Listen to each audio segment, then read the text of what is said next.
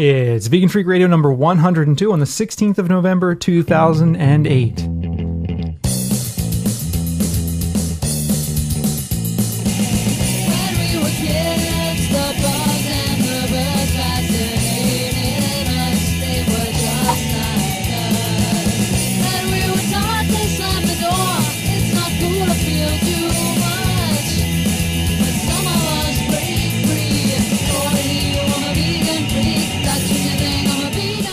Coming to you from high atop their elite fortress of moral superiority, here are your protein-deficient hosts, Bob and Jenna. Hello, everyone. It's Jenna. And Bob, and we're back again for another edition of Vegan Freak Radio. Yeah, we're just sorry. We're just slightly confused here because something went pop during the intro, and we have no idea what it was. Yeah, I have no clue what it was. It's really weird. Well, who the hell cares? Whatever. Shit happens. But anyway, we're still recording, so hey, that's good. We're fine. I think we are still recording. Looks like it. So, yep. Okay, so anyway, welcome back to another edition of Vegan Freak Radio. We are broadcasting from high atop the elite fortress of moral superiority, along with Mole and Emmy. Yep. Mole is in here looking for attention, and Emmy is chewing on an island bone. And tugs, mugs of warm vanilla tea in hand. We're ready yet again to bring you more exciting vegan-powered radio. All right. Yes? Yes. So, we have a couple things we're going to do in today's show. We are going to talk about something we saw on TV the other day, and you have been featured on Opposing Views. Yeah, I submitted an argument to the site opposingviews.com, which apparently has been broken this weekend. But anyway, it's a site where I was asked to submit something along... I guess we should begin to talk about this Go while ahead. I'm going there. Why not? Anyway, Opposing Views, basically, they have all of these questions that... if you're on either side of whatever issue they're asking, make you want to pull your hair out with frustration. Things like, is spanking children okay? Was the world created in 6 days? Should boys be circumcised? Marriage for same-sex couples? Is homosexuality a sin? Is there a God? Intelligent design? And, of course, into all of this goes the animal rights stuff. So, I was asked to contribute a brief little essay on should animals have the same rights as people? Now, I think it's a very troubling question. Yeah, that's not the question to ask. Well, not really, not fully. Mm-hmm. Should animals have the same rights as people? Sometimes. Yeah. in some situations, it depends. It depends. It depends. And I think it depends because would having a right to vote do Mole any good? No. Probably not. I don't think you go in there and pull the levers, number one. Though, he probably could, actually. Yeah, that's true. That's true. And at our polling station, the polling workers usually have snack foods that are donated by a local business. Mole would definitely be into the snack foods at the local polling station. But a right to vote is not important for Mole. No, he doesn't care who's president. He doesn't. Although, in my heart, I know he prefers it not be a Republican. So, in my heart, I know that. I spend a lot of time, Mole and I, we spend a lot of time together. Plus, if the economy's better, then that's, more biscuits for them. That's true, too. So, more treats for the dogs if the economy improves. And anyway, so was that you? I'm sorry, I just ran into the table with my chair. Jeez, come on. Anyway, the point is that the right to free speech, the right to vote, these aren't the rights that our animals need in any kind of way at all, really. So in a sense, no, I don't think animals should have the same rights as people in those situations. But in other situations, in other relevant respects, for example, the ability to suffer and the ability to live one's life, not being the chattel of another, the ability to live freely, I think animals should have the same rights as people. Definitely. Or very similar ones, let's put it that way. Mm-hmm. So I basically wrote up a quick little essay about that and put it up on the opposingviews.com site. And there are other people there who are arguing, of course, against it. One guy, Tibor, whatever. How do you say Tibor? Whatever. Tibor Machan, Machan. He wrote a book that I critiqued pretty heavily in Making a Killing. So it was kind of funny to see him up there because his book is something about why humans are nature's favorite, which on the face of it is a really stupid thing because humans are no way nature's favorite. No. I think there's just no way you could argue that. I mean, look what we do to nature. We have totally destroyed it. Yeah. So it's almost like saying, someone who beats the hell out of you and pollutes you is your favorite, right? So yeah, oh yeah, that person, he's my favorite. He comes in and kicks me in the nuts all the time, and then injects me with paint with toxic chemicals. That's my favorite. So on the face of it, it's a ridiculous thing. But so I posted a little thing over there. You should go check it out. It's at opposingviews.com. I'll put a link to it in the show notes over at our site and in the email we send out. And hopefully the links will work at some point. They get their site fixed. The site has been very weird all weekend. Yeah, some of the arguments work and some of them don't. It's very strange. Yeah. Very strange indeed. I do begin the piece by talking about the young ones, including a quote from Neil on the young ones, who is the hippie. Do I actually have that in the soundboard somewhere? We used to, I think, didn't we? We used to have a bunch of young ones clips. I don't know. I think they might have gotten removed. I used to have the vegetable rights and peace in here. Anyway, it was a vegetable rights and peace quote that I began by talking about in the thing. As an additional, I don't think it's an enticement. It's not really the word I would use. But if you go there, you get to see a headshot of me wearing a suit and looking professional. You do. I clean up pretty well. You clean up very nice. I clean up pretty well. And I also wrote a little bio for them that kind of pokes fun at libertarians. So anyway, go check it out at opposingviews.com. If you are so inclined, give me a little thumbs up, because you can give a little thumbs up to the arguments. Give me thumbs up. Give me lots and lots of thumbs up. And yeah. Also, Animal Friendly, Eric from Animal Friendly posted some stuff over there too, so he would also deserve some thumbs up. Definitely. Presumably. I haven't had a chance to read everything over there. I will probably get involved in the debate. It's like a debate. You can post more arguments if you want to. I originally didn't want to get involved because we're under deadline for a book, and I didn't think, actually I'm under deadline for 2 books. I didn't think I wanted to be involved in it. Knowing me, I will not be able to keep myself away from it. Somebody will say something that will annoy the shit out of me. I will brood over it for 3 or 4 days. I will go there and write something, and I just won't be able to stay away. So I'm just predicting that. That sounds about right. It does, doesn't it? Mm-hmm. Jenna, you know me so well. Yeah. Yes. Poor Jenna. She has to put up with me. I am so scattered, and I don't know. I'm just like, it's all right. I'm easily distracted by shiny, interesting or technological things. So I'll be talking to Jenna, and in the middle of I go, oh, something bright and shiny. I'm like George Bush almost. Look at the kitty. So George Bush giving a little talk. Oh, is that a kitty walking by? So anyway, that's Opposing Views. Now, you want to talk about that thing we watched in Trading Spaces. That's not Trading Spouses. Which is what we were calling it earlier. Yes, Trading Spaces, which we hardly ever watch because it usually makes me annoyed because they do really bad designs. They decorate the rooms in the weirdest colors. It's like, ooh, let's paint one wall chocolate and the other one purple. It's like, I know. And well, that was no exception on this show that we watched. They did some really hideous design. Yes. But anyway, we were bored. We were watching it. And we were in a hotel room. We always, whenever we're in a hotel, we end up watching HGTV and TLC because there's nothing else on usually. Discovery. We just end up watching things we'd never normally watch. I know. Because you're in a hotel room. What else can you do? After you've done the obvious things that there are to do in a hotel room, what? And I mean, what else is there to do? So we were watching Trading Spaces. And By the way, I meant showering and changing. Right.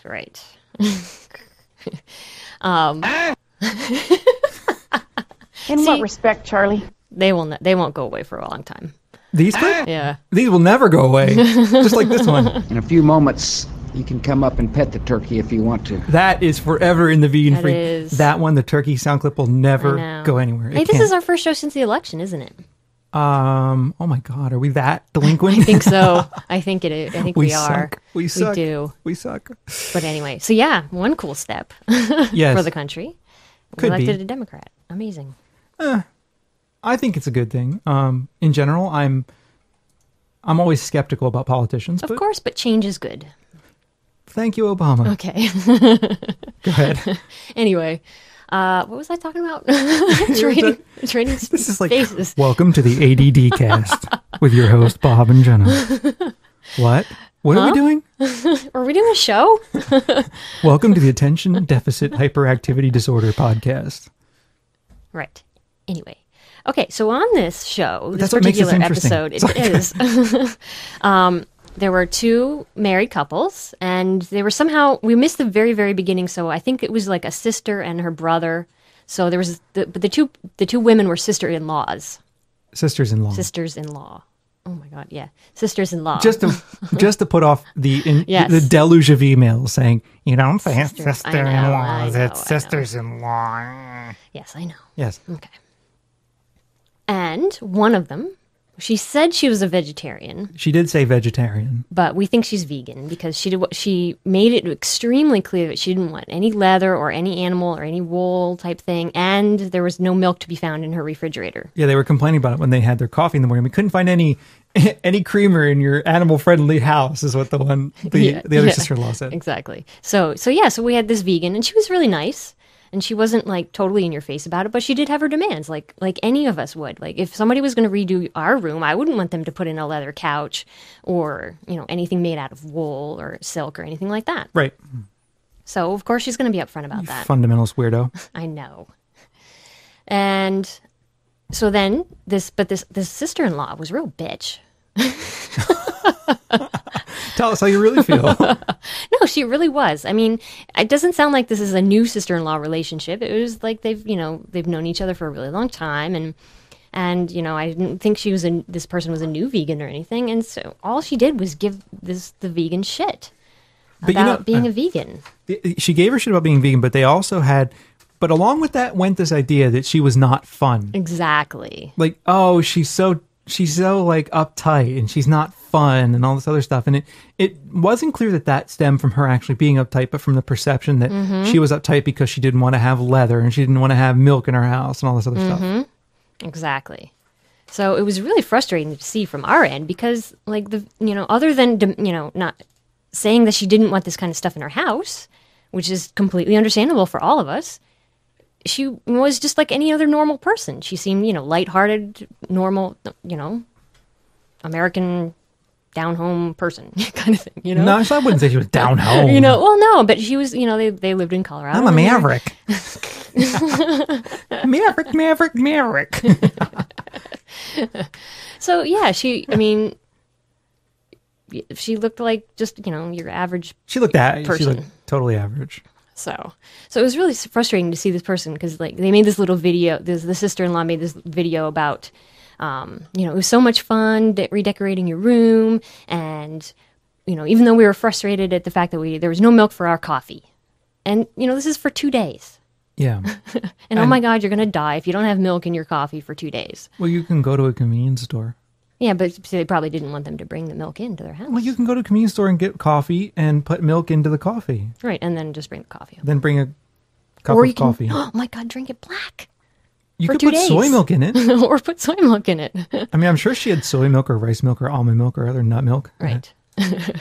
Like, when we're on the road and there's no soy milk to be found, I'll drink it black. I want my caffeine. My caffeine is more important to me. Indeed. It's like, oh, well, it's one coffee. No biggie. I agree. But what else did you want to, what other observations did you have about the show, as you recall? But it's interesting, though, also, because it really shows a lot of the frustrations that our listeners call in about. Sure. It's like dealing with family members and with people who just do not get it and who have these perceptions, and that even if they know us, they still have these perceptions about us that we're unhealthy, that we're no fun, that we're fundamentalists, that we're inflexible about everything. Yeah. And it's a real shame. I don't think we have that problem. No. Oh, well, no, I didn't say we did, but a lot of our listeners call in. Sure. And they have these, these issues with people who just cannot, they just don't get it and are completely understanding and will not, help in any way whatsoever. So people who won't get it and refuse to get it. Exactly. Yeah. Exactly. It's like, and this person didn't want her sister-in-law to become vegan or anything. We don't expect that our family members are going to turn automatically. Some do. It's great. No, but it's we're living our lives. Agreed. And let us do it, My perception was in watching it that the vegan sister-in-law wasn't particularly militant. Like she was just kind of, this is what I am. Yeah.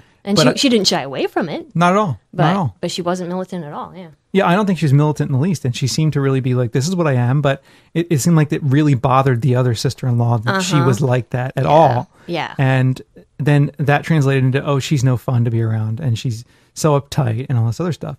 And maybe she is uptight. I don't know. We don't know these people, but whatever. Mm-hmm. Some of you out there, I'm sure, have seen it. Yeah, they ended up doing this really hideous design in the vegans' room. Oh, they did. It was really bad. Yeah, they put up like these big. Okay, she also wanted it kind of green, so Yeah. she wanted all these, environmentally friendly things and everything. And so they put up this huge poster of like this Earth kind of Yes. thing. It was like some ad council ad about loving the Earth and whatever. But and one of these huge posters would have been fine, but they plastered it on every wall. It was like the whole wall was this, and it was so busy and it was really ugly. It was all the way around the room. Yeah. It was too much. Yeah, I mean, otherwise the design was all right, but that was hideous. It was way too much. It was like a little like TV room or something, wasn't it? Yeah. Yeah. So I thought it was interesting. It's just, I mean, it always, any one of us, we hear the word vegan or vegetarian on TV, we're like, oh, What? what? So of course it caught our interest even more because we're like, all right, so how are they going to show this vegan on TV? Yeah. But they were, one of the interesting things too is that during the show, the designer was, they give each couple a kind of quote unquote professional designer to work with them. And the designer seemed to be really thoughtful about it. She went and she found these materials and she made sure to check that the materials weren't leather, that they were in fact vinyl, and that there wasn't any of the stuff in it that she didn't want to have in her house. Yeah. And what I also thought was interesting was that one of the things they were covering. So it was like a chair or a seat that they were covering, and it had a vinyl thing on it. And I thought, this would be a place where someone might cheat, put a leather, find something cheap in leather and just cover it and not even think about it. But the designer made the point that even if she's going to cover it, she didn't want there to be that in there. I thought that was pretty cool. I thought that was very nice. And, I maybe this is like the more like, oh, kumbaya, the world is getting better, Bob. But no, 5 years ago, however long ago we went vegan, it feels like 5 years ago, but it wasn't. 4.5. Okay, 4.5 years ago when we went vegan, I would never have imagined that we would see a show like that where that perspective would be given that much time on a fairly major cable network. And I think things are moving in that direction. I think so too. It's becoming more normal. I think so. I mean, it's never going to be normal, unfortunately. No, I don't think. But at the same time, it's not as abnormal, I guess. I don't know what I'm trying to say. I guess it's certainly not becoming accepted because, the sister-in-law is proof of that. But at the same time, we're like, okay, there are these people out there and we're showing them on TV.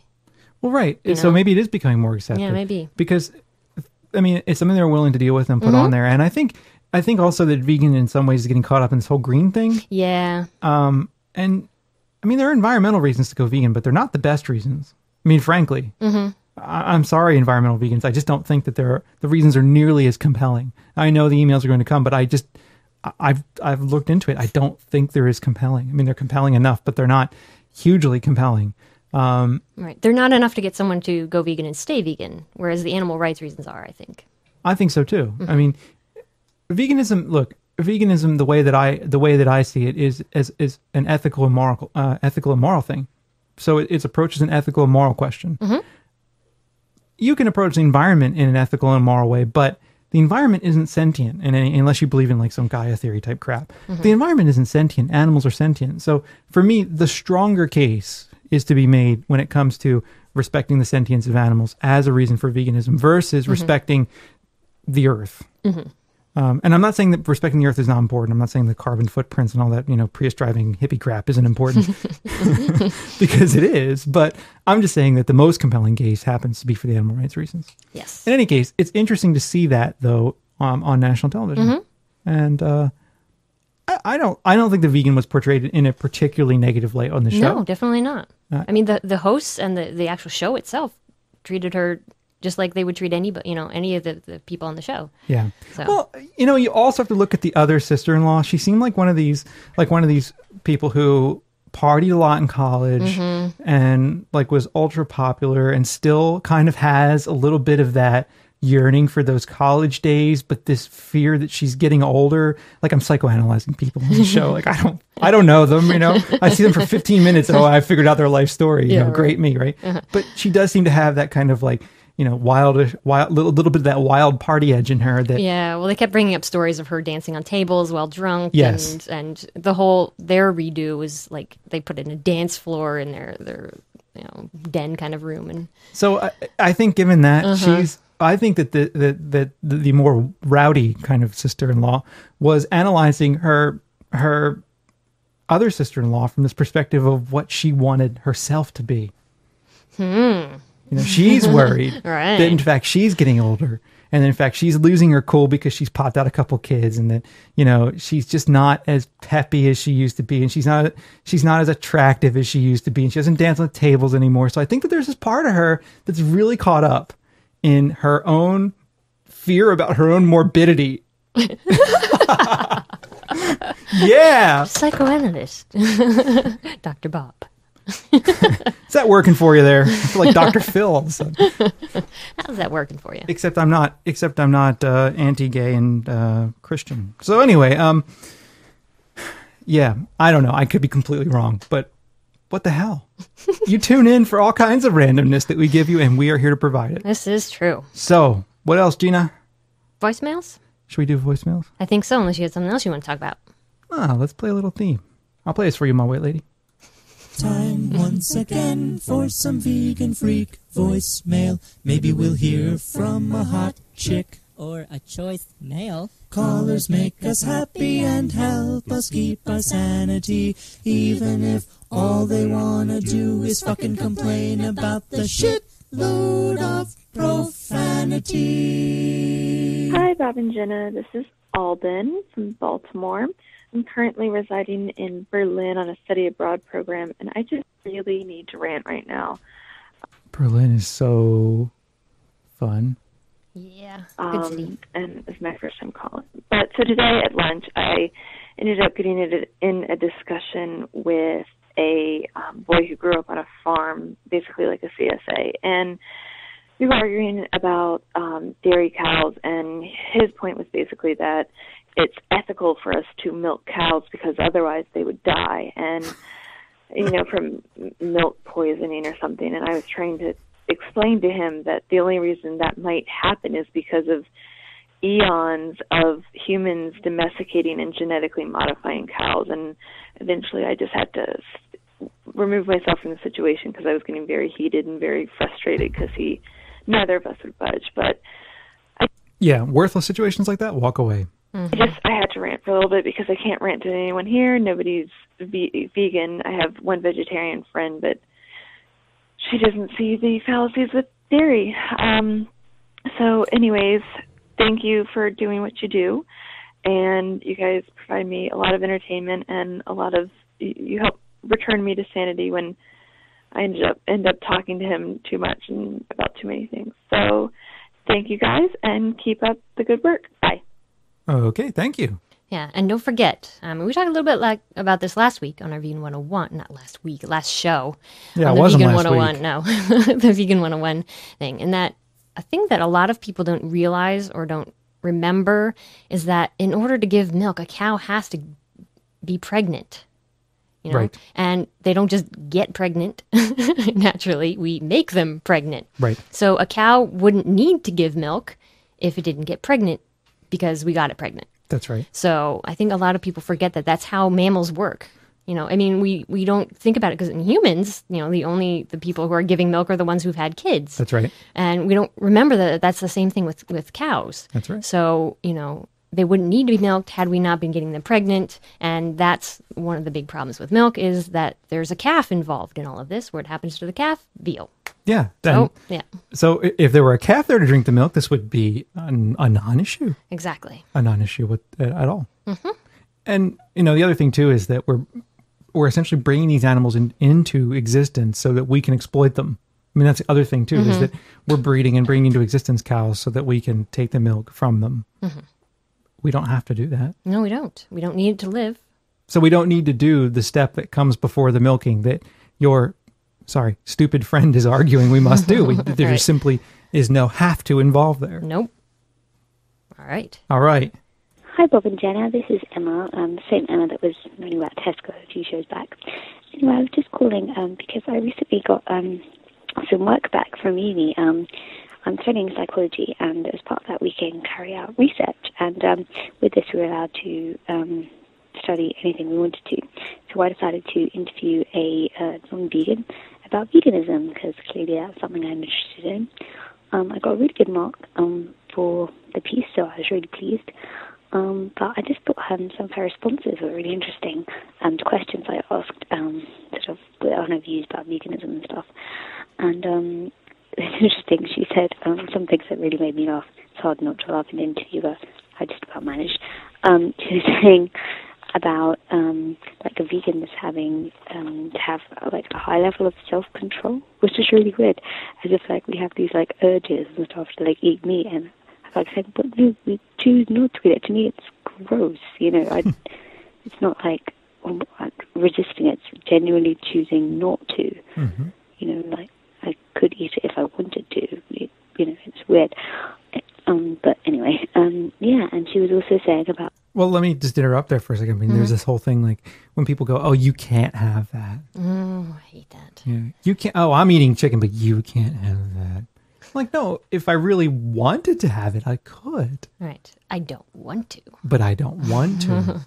Exactly. It's like a choice that I'm making very consciously not to have that. Exactly. Yes. Like, oh, she wouldn't want like the hassle of like thinking about all the nutrients and everything, because she just likes, there was a quote, opening up the fridge and eating whatever she wants. So, well, yeah, you probably do that and you're not healthy. And just because I don't do that, like, I'm obviously healthier, like, but she just thought like because she like isn't a vegan, then she's automatically healthier, even if she gives no consideration to what she's actually eating. It was really strange.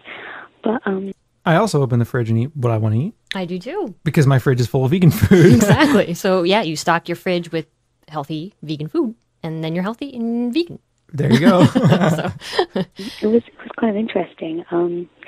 She was saying like how she like admired vegans and stuff like that, and if she thought it would make a difference in terms of animals being killed, she would become vegan. So it got cut off, and I'm not sure exactly what happened to the rest of it, but I think that got the most of it. So I apologize, Emma, for not catching the end of your voicemail. But yeah, that whole argument, like, oh, it must be so hard. I could never do it. It's not. I agree. It's really not. And you if it's important to you, that's what you do. You do it. Yep. And then you figure out what you need to do to get it done, to get her done. Get her done. and that's what you do. So you fill your fridge with vegan food, and like what you were saying earlier, to me, I mean, I'm not like running around all day, craving steak. It just doesn't happen. You think about where it comes from, and it's not appetizing anymore, and you eat vegan food every day, and it's wonderful and it's great, and that's what you do. I don't know. What's wrong? None. You're looking confused. No. Okay. Not at all. It has nothing to do with you. Okay. I'm listening to you. Okay. I wasn't sure if I was saying something stupid or not. Not at all. Okay. Not at all. I was looking for this info on Peaceful Prairie while I was thinking about it. Ah. Because they need some cash. I see. But anyway, I completely agree with you. It's a conscious choice that you make, and it's one that is not hard. If you decide something important to you, it's something you live with, and it's making the choice to do what you think is right in your life. Right. It's not some huge sacrifice or anything. It's just what you do. Absolutely. Yeah. And we talk about this a bit in the second edition of Vegan Freak. Kind of coming, I think we're a little more, I don't know what the word is. Maybe we do a little more tough love in Vegan Freak version 2. I think so. Than in Vegan Freak version 1. I think so. And I think I think in the part I've written recently, we're a little hard on vegetarians in Vegan Freak version 2. Essentially the same stuff. It's just not as couched in as nice a way. So, yes, indeed. So, yeah. Anyway, the thing I was looking for was this stuff for Peaceful Prairie. Peaceful Prairie is an abolitionist sanctuary in Colorado. They're trying to raise some money to do a capital improvement. So I'm sorry, I thought about that. Something you said reminded me of it. Okay. And I went and I wanted to go and do that before I forgot about for the show. So they need some money, and I will give you some more details about it. You can go to probably their website and find it. So, I don't know. Okay. Sorry, go ahead. That's all right.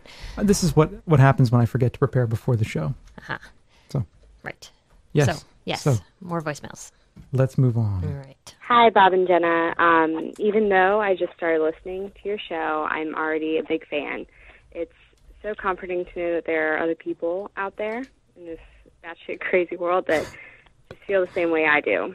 So, thanks for being yourselves and keeping it real. Well, recently I've been in need of some advice. I've been vegan for a pretty long time now, and it's more important to me than ever to watch what I put in my mouth because of my 1-month-old son that I have decided to breastfeed. But in despite of all of my healthy eating, I still have in-laws that think I'm deficient in something and that I am unfit to feed my own child. And I know that I'm doing the right thing, and even though he is gaining weight and the pediatrician has said that he's extremely healthy, they do nothing but bitch to me about me being a vegan, and I'm sick of hearing about it and definitely just, in need of some advice. I would love to have your opinion on this issue, and if you had any advice for me, that would be great on what to tell them. Oh, man. Okay, well, thanks so much. Well, that's a really, really tough thing because, we're not doctors and nutritionists, and so we can tell you that we think what you're doing is healthy, and you can tell, your in-laws what you think, is healthy, and it most likely is. She said that it was. And her pediatrician said it was. Yeah. So, but it's frustrating. It's like, how do you show someone who does not believe and who believes all this hype about how veganism kills babies, et cetera, et cetera? You tell them that I'm raising my child in the way that I think is right. Mm-hmm. That the pediatrician said it's fine. Mm-hmm. I've done the research. Mm-hmm. I think it's extremely healthy. Mm-hmm. Perhaps show them the statement from the American Dietetic Association? Yeah, and the Dietitians of Canada. Mm-hmm. They have a statement that says it's healthy at all life. Completely healthy at all stages of life, including pregnancy, breastfeeding, child, etc. Yep, well planned. Well planned. Yeah. So, and I'm sure that the diet, I'm sure she's thinking very She says she's thinking very careful about what she's putting in her body because she's breastfeeding. So, mm-hmm. I don't know. Not knowing your family, it's hard to say how to approach them mm-hmm. because I think there are different strategies that are necessary for different people mm-hmm. and different kinds of situations. But ultimately, if it's getting to the point where it's starting to frustrate you enough, it may be worth saying to them, look, this is my choice to raise my child this way. That's it. Yeah, and he's completely healthy. The pediatrician has shown you he is completely healthy and growing. That's the most important thing. And I don't know. If things get really, really bad, offer to go to, like someone like Vasanto Molina and say, all right, I'll get my diet analyzed and she'll show you that it's completely healthy mm-hmm. and I'm getting what I need. If that's what it takes, then something like that might be what it takes, unfortunately. It might just take a while. You might just have to put up with it for mm-hmm. a while, though, until they either get tired of it and see, that clearly it's not affecting you or your son, right? I don't remember. Well, child, mm-hmm. let's say. I don't want to assume because I don't recall.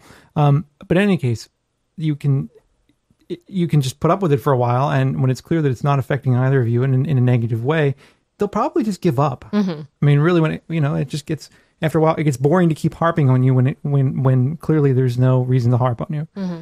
And I think if you're intelligent about what you're eating a wide variety of things and being careful to get the kinds of nutrients you need to get, there's no harm in it. Not at all. There's no harm in it whatsoever. Mm-hmm. It's ridiculous for people to argue that there is. Yeah. So I think maybe it depends on the situation. How you need to be firm with them and tell them, look, this is an informed choice I'm making. I did the research. I understand what it's about. I know what I'm doing.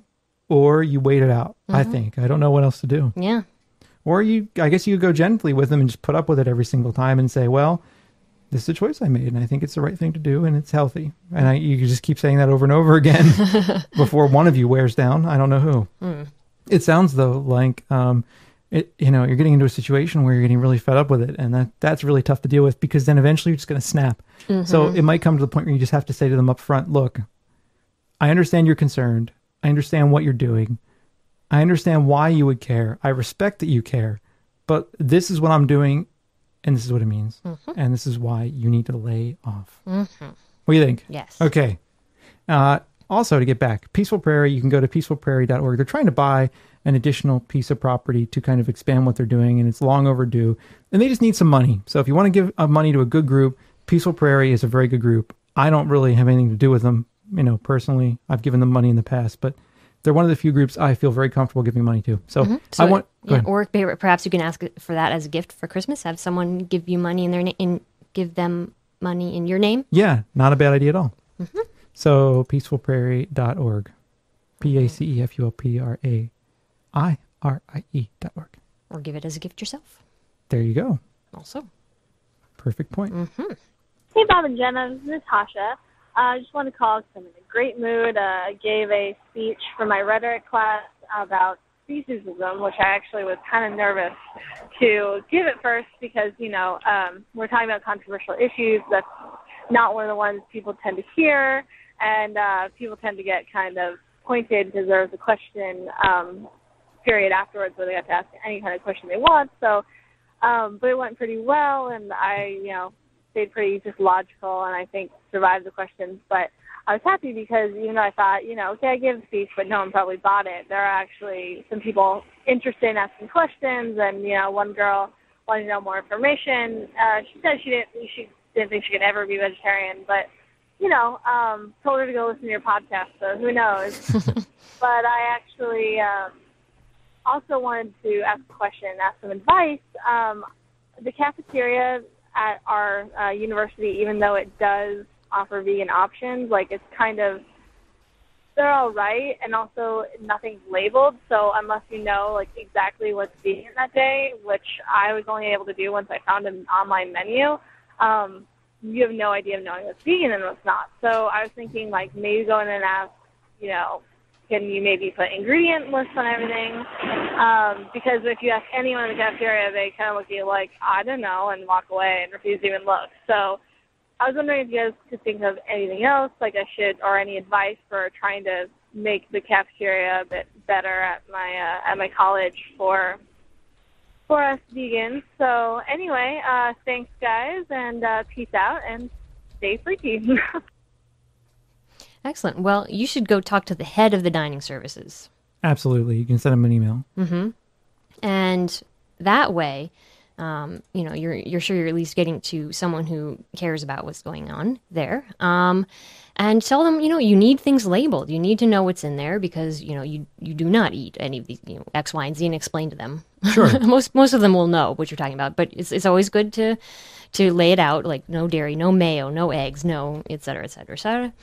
And say, I really need things labeled, and it will help me and all the other vegans and vegetarians on campus to know what we're eating. And if for anything, they should be concerned about allergies at the very least, exactly. Because that could set them up for a huge lawsuit if someone's eating something that they're allergic to. And dairy is a really common allergy, so are eggs. Yeah. So it's good for people to know what's in the food that they're eating at the cafeteria. So. Absolutely. And I do think, having done this at the university I used to work at, where we would go to the people who were in charge and just say, look, having things labeled would be very helpful, even in a broad way. And they eventually did start labeling things that way. And we also made the argument that it was important for people who are allergic, like you said. Mm-hmm. And that seemed to work. It took repeated trying, though. Yeah. It took many times going back and forth and over again and things like that. Now, to be clear, I'm not encouraging you to go to dining services and lie and tell them you're allergic to these things. Because it reminds me of an email we got that I'll read in a second. Okay. But but that's an additional concern that they should have.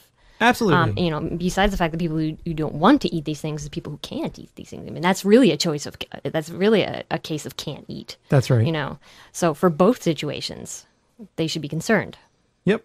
I think it's a really good point to keep all that stuff in mind. And it just requires persistence. The thing is that with any college or university, everyone I've ever been at or to, basically the administrators just wait for you to go away.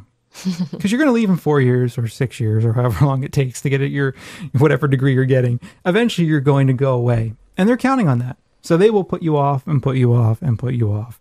So what you will often need to do is apply repeated but polite requests over and over again. Or maybe even start up a vegan or vegetarian group that will continue on after you're gone, so that you have more leverage. You say, we're this group, or there's a lot of us out here, or at least a few of us, and we have this concern, and so hopefully they'll see that this is something they should be doing consistently. Absolutely. Yes. And that's what worked generally pretty well at the university we were at. Mm-hmm. So. All right. Cool. Let me read you an email, though, before we get on to the next voicemail. Can I read this email? Yeah, okay. I got this email the other day, and let me also raise a point that we are super, super behind in our email, like months behind, because we've just been, I don't want to whine, but we're behind. Mm-hmm. So anyway, if you send us something, we will read it, but we're just really far behind. And I'm really sorry. I'm like embarrassed to say how far behind I am in getting to this stuff. And I'm also a world-class procrastinator. So, I don't know. Anyway, let me read you an email I did get. And this person wrote to me, and this person said, I've been a vegetarian for many years now, and after finding your podcast and listening to a few of them, I decided to become vegan at least through the process of listening to all of your podcasts. I started last October and finished in February of this year. While I haven't been listening since then, mainly due to a lack of time and a several-month period without internet, I wanted to let you know that you have failed to convince me to be completely vegan. Your arguments are very good, but I don't believe that anyone knows the true nature of man or what our purpose here is. Well, I don't ever claim to know what the what the true nature of humans are, nor what our purpose on the earth is. I have no clue. I have no clue. Monty Python has no clue. They tried. They did a movie about it. They couldn't figure it out. Now, if Monty Python can't figure it out, who can? I never claimed to know what our purpose was on the face of the earth, but that's completely irrelevant. Yeah, what the hell does that have to do with veganism? Nothing. Absolutely nothing. Okay. Right. I am still technically vegan, at least by my eating habits, but I do not consider myself vegan or associate myself with vegans. The main reason for writing you this email is that I have an issue with you promoting lying about the reasons that people don't wish to eat meat in social situations. I feel that you lost any moral high ground with that. There is no ethical reason to lie. The most you should do in any situation where you do not wish to state the truth is to say nothing. I had been pointing people towards your site when they questioned me about my eating habits, but stopped doing so after hearing you say that it was okay to lie.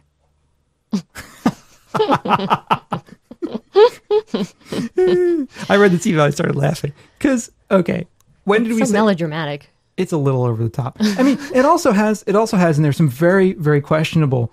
I mean, these are kinds of things we used to talk about when I was a philosophy major, right? Is it ever okay to lie? Well, now, let me say, the world is held together merely by white lies. Mm-hmm. It really is. Mm-hmm. And as someone that often has difficulty filtering those mind-to-mouth things, like sometimes I say shit I should not be saying, right? I know that lies are very useful in certain situations. Mm-hmm. You know? Yeah. Like, for example, this is an example I used in class when we were talking about the categorical imperative, right? We're talking about, is it ever, we were talking about whether it was ever okay to lie. And I said to the class, they said, no, it was never okay to lie. And I said, really? Your best friend who has a real self-image problem goes out and she spends $150 on some blouse and she gets her hair done and she comes to you and she has a self-image problem. And she says, look, I got this. Do I look good? And I said to the people in class, are you gonna tell her she looks like crap? Are you gonna tell her she looks like crap? You're gonna hurt her feelings. You're gonna make her think she wasted her money. You're going to possibly send her into a really depressive state. Are you going to lie to her and tell her, you look great? Or are you going to tell her you look like crap? What are you going to do? And most of the people in class said, well, I would not tell her she looked great, but I wouldn't tell her she looked bad as she really did. So what it came down to was white lying is okay, right? Mm-hmm. And people use white lies all the time. Constantly. All the time. Mm-hmm. Like, here's another situation, right? Let's say that you were dumb enough to eat a Taco Bell, okay? Yeah. And you had to make a run for the bathroom, okay? Yeah. And you had, like, explosive, nasty, stain the bowl, like, diarrhea, right? Okay? Yeah. Now, you walk out of the bathroom and someone you work with is standing there and they go, or they see you right around the corner. They, where were you? Where were you at? Like, they don't see you come out of the bathroom. Maybe they see you walk around the corner. Where have you been? I haven't seen you in a few minutes. What do you do? Okay. Our friend here says, say nothing. So you stand there. And they look at you and they go, well, where have you been? And you go, okay. So saying nothing works. Right. Doesn't work, right? Right. So are you going to tell them the truth? Yeah, I was in the bathroom and I have explosive diarrhea. Yes. Sorry, I had to crack the porcelain, right? I had to draft a memo to the McCain campaign. I had to wolf a blitzer. Right. Like whatever are you actually going to tell them the truth? The full truth? The full truth? Mm-hmm. No. No. Are you going to tell them I was in the bathroom? Maybe. Probably not. But probably not, especially if they're headed in that direction. You don't want to be responsible for the stink. Exactly, right? You know, the people I worked with, I wouldn't say, oh, I was in the bathroom. Even if I were in the bathroom, I would say, oh, I was getting a drink or something. Getting a drink. I would make something up, right? So that I didn't have to say, I was taking a huge wicked shit that's going to, like, you know, burn your nostrils, right? I just wouldn't do that. Okay? Like, so this is just a little diversion to say that there are, in fact, ethical reasons to lie. Mm-hmm. There are ethical reasons to lie. There are reasons to lie all the time because it maintains the social fabric. If everybody were always completely honest, the world would be a disgusting, hideous, difficult place to live. It would. We have to lie. It holds the social fabric together. Now, that is a completely different thing from us saying that I think what he's probably talking about is that once on the show or twice on the show, we've said, look, if you're in a restaurant and people are being really, really ignorant to you and they refuse to help you out after you've told them you're vegan and all this other stuff, tell them you're allergic if you need something. Right. Like, because, I mean, the context for the original thing, I think, was this. We were responding to a voicemail that we got that someone said that they, you know, he got the salad and it had ham in it and they wanted them to take it back and give him a new salad. And they said they would not unless he was allergic. Right. So we were like, tell them you're allergic. Exactly. If they're not going to accommodate you because you say you won't eat it because you're vegan, then tell them you're allergic. Yeah. If they're going to be, you know, if they're going to be dicks about it, why not? Why not? Right. Why not? Yeah. I mean, in that situation, okay, in most situations, you want to tell people you're vegan because you're like, you want to be accommodated and because restaurants should learn that there are a lot of vegans out there and who should be accommodated. Yeah. You know, but in a situation like that. Yeah. Why? What good is it going to do you? Well, you've already told them you're vegan and they'll take it back and say, we're not that example was, we will not give you another salad unless you're allergic. Right. And then if I were in that situation, just to spite them, even if I didn't want to eat the damn salad, I'd say I'm allergic. Yeah. Because you know what? It's a customer service industry. Exactly. So give me my damn salad and shut up, right? So that was a situation in which we suggested that might be the case. However, if you go back and look at the things we've written, if you listen to the shows, we are all about vegan pride. The whole entire vegan freak idea is that being vegan means you're going to be a freak. Embrace that. Run with it. Exactly. Own it. Own it. Don't be ashamed of it. Tell people you're vegan. Don't be an asshole about it. Right. But don't shy away from it. Yeah, you're vegan, and maybe you're not going to, you know, discuss the finest points of animal rights theory over the dinner table. Right. But at the same time, don't be afraid to tell people you're vegan. Exactly. And so we've never really said that you should lie and not tell people you're vegan. I mean, I think he's maybe reading us a little too literally, perhaps, or understanding us a little too literally. But I did think this was really funny because I've talked about this in class before. We're talking about ethical and moral theory and whether it's ever okay to tell a lie. And, you know, ultimately you can get most people to agree that there are times that A, they have told a lie, B, it's usually within the last hour, and C, that this is what holds the world together. And if we didn't lie, the world would be really, really screwed up. So I'm not suggesting that you lie in huge ways. Yeah. Right. I'm not suggesting that, I don't know, that you lie to your best friends about things that are really important to them, or that you lie to your significant other about things that are important. I'm just saying white lies sometimes are important. So I'm taking issue with there is no ethical reason to lie. And I'm also taking issue with this. The most you should do in any situation you do not wish to state the truth is to say nothing. Think about how that would work. Yeah. You know? Yeah, that does not work. Man. Sorry, I just had... I forgot. We were originally going to read that in the show. We forgot about it. We were. That was a little bit too graphic of a detour, perhaps, for some of our listeners. Actually, for others, no, not at all. No, and you know, vegans love to talk about poop. They do. That's the thing. You get vegans together, and they're always talking about poo. What the hell? That's because we're masters. Indeed. All right, now we're on. How many voicemails have we I done? don't know. I think Bob 3. and Jenna. Oh, sorry. I think have we done 3 now? 1, 2, 3. Yes. Okay. Hey, Bob and Jenna. This is Natasha. I just want to call because I'm in a great mood. Did we play this one already? Yeah, we did. We did.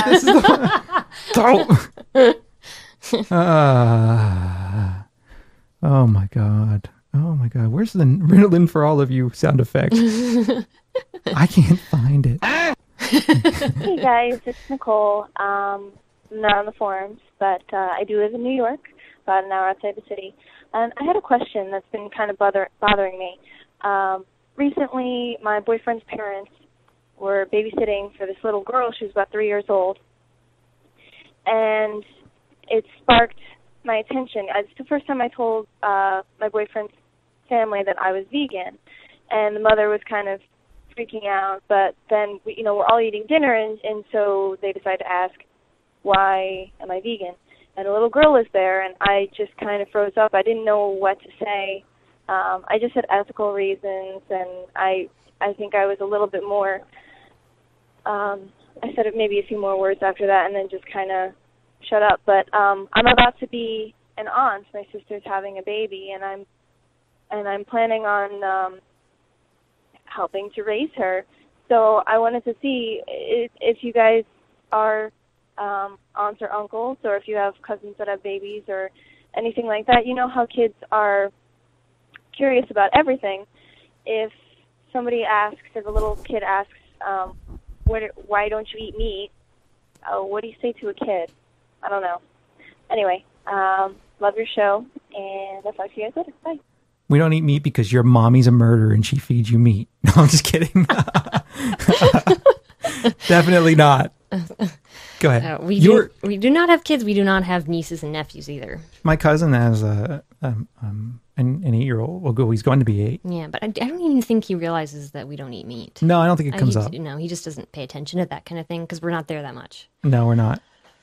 So, you know what? This is one of those times where I'm going to ask parents and aunts and uncles to send us an email or some voicemails with your response. I think that's a fantastic idea. What have you told kids in the past that have worked that haven't like traumatized the kid for life? Well, yeah, that's it. It's like your parents kill animals, like right. I mean, and I do know vegan children. Yeah. Of vegan parents who are completely aware of the fact that meat comes from an animal. Like they understand this and that, and they agree that I don't want to eat meat because it comes from an animal and we shouldn't be killing animals, and so they know about that. But I don't know how the parents explain that to them in the first place. And you also don't want to be in a situation where you're upsetting your in-laws, right? Or or your sister or whatever. Oh yeah, whatever the family relation might be, where you're upsetting them because you don't want to be in that situation where you say something that they find objectionable because they think you're indoctrinating, right, or trying to poison the mind of their children. So that's a really sticky situation. I thought about it, and I don't know. It's one of those play it by ear things. I don't know that I would be. I just don't know. I don't know that I'd necessarily be comfortable hiding a lot of the reasons for it. Mm-hmm. But it's a hard thing also to explain to kids. It is. I mean, it's easy to explain, but it's a hard thing to explain in a way that I think isn't traumatizing. Right. So I don't know. That's tough. It really is. So Jenna, I think you're right to ask for help because God knows we need it. Yes. Especially after the last segment we just had, we definitely could use some help. But I also wanted to add that when you were explaining what you did at the dinner table and you didn't say a whole lot about it, that's probably fine because the dinner table is not the place to be talking about it, especially if it's like the first time that you've mentioned that you're a vegan. And like you said, there's a little kid there too. So, I think your few words will work better. And if they have questions for you later, then answer them. I think that's a really good point too. Yeah. I think that was a pretty politically wise and kind of, you also have to be careful to maintain the dynamic of the family, right? Mm-hmm. I'm not saying that these things aren't important to talk about. I'm not saying you need to not be honest about them, but I also think that it's appropriate to do it in different ways for different people and to also maintain the family dynamic and also not to turn people off to it. Yeah. It's like you don't want to become that asshole necessarily. Mm-hmm. So I don't know. What would I do? I'd probably do something really stupid and make a fool of myself. Actually, I'd probably say something really, really ignorant because that's true. No, I'm usually not like that. I'm usually not. But I would probably. But we're just not around kids that much, so we're not. And the kids we are around generally. I mean, anytime we're around kids, they're usually vegans. So, right, exactly. Yeah, I don't know. It's a tough call. But help us out. Yeah, do help us out. Send us some voicemails or some emails or whatever. Do it, and do it soon. Are we done with the voicemails? I don't know. Was that all? That's all. Okay. I don't know. 267-295-1944. Write the number down on your refrigerator door. Add the 001 country code if you call us from Vienna. That's how you leave a voicemail for good old Bob and Jenna.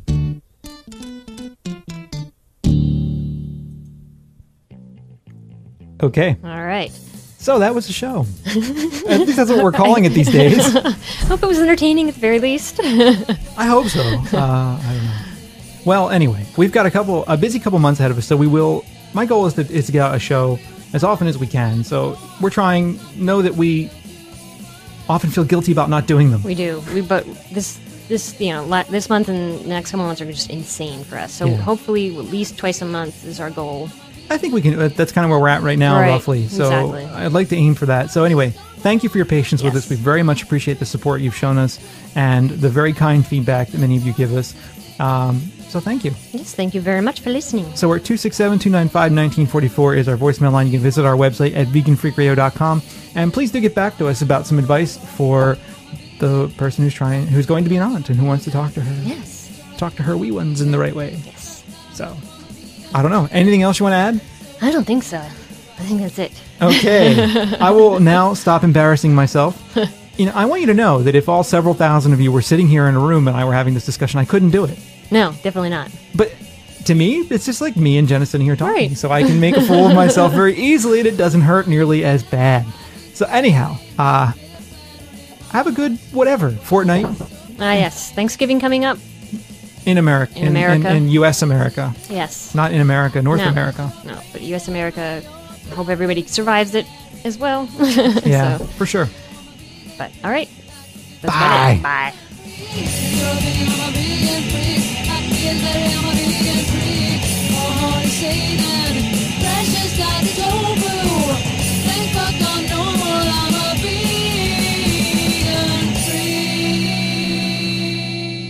Vegan food coming at me all night long.